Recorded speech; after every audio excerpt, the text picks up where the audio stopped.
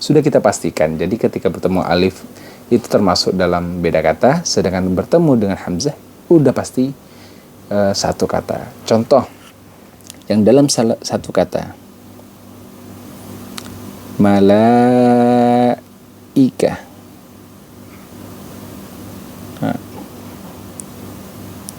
Nah, contoh malaikatun. Nah, itu seperti ini. Nah, itu termasuk dalam kategori mad wajib muttasil karena ini pasti dalam satu kata. Seperti itu. Nah, dalam ayat ini berarti masuknya kategori mad. Assalamualaikum warahmatullahi taala wabarakatuh. Kembali lagi di El Ghifari Channel.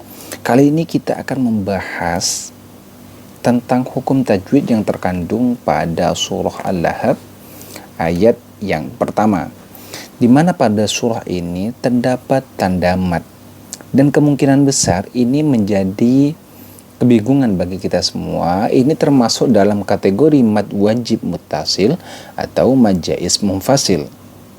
Baik, ini yang akan kita bahas secara detail.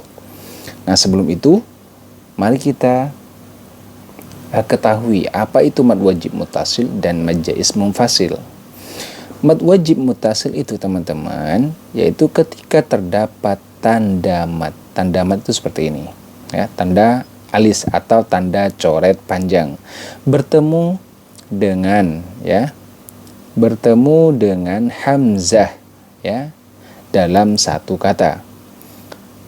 Sedangkan mad jaiz munfasil yaitu ketika terdapat tanda mad, sama ya, tanda mad ini bertemu dengan alif dalam beda kata.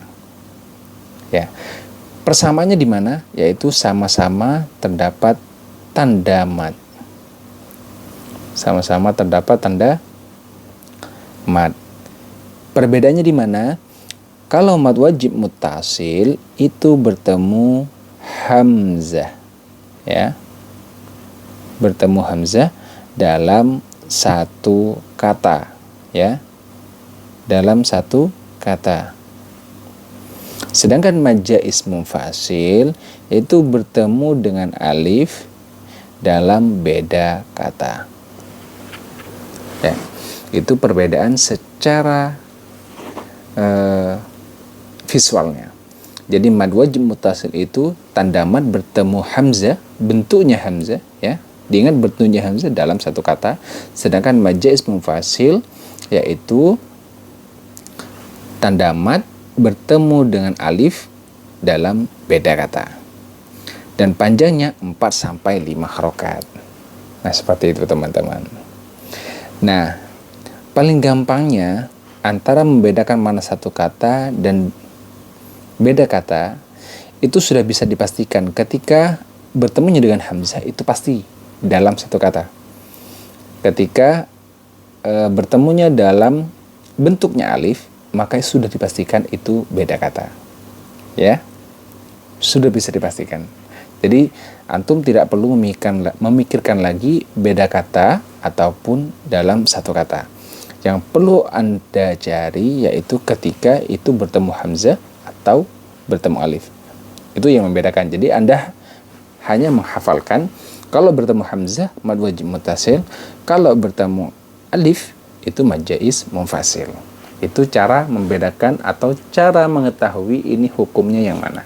Seperti itu. Itu paling gampangnya. Kemudian kita praktekkan dalam ayat yang pertama ini. Di sini terdapat tanda alis atau tanda mad atau tanda coret panjang bertemu dengan apa ini? Nah, bertemu dengan alif. Nah, kalau bertemu dengan alif udah pasti beda kata. Oke, berarti ini termasuk dalam kategori mad jaiz munfasil. Ya. Bagaimana kita mengetahui itu beda kata? Nah, nih. Nah, yada itu satu kata. Kata yang pertama, abi ini kata yang kedua. Jadi sudah beda kata. Nah, itu sudah kita pastikan. Jadi ketika bertemu alif itu termasuk dalam beda kata, sedangkan bertemu dengan hamzah udah pasti satu kata. Contoh yang dalam satu kata, malaika.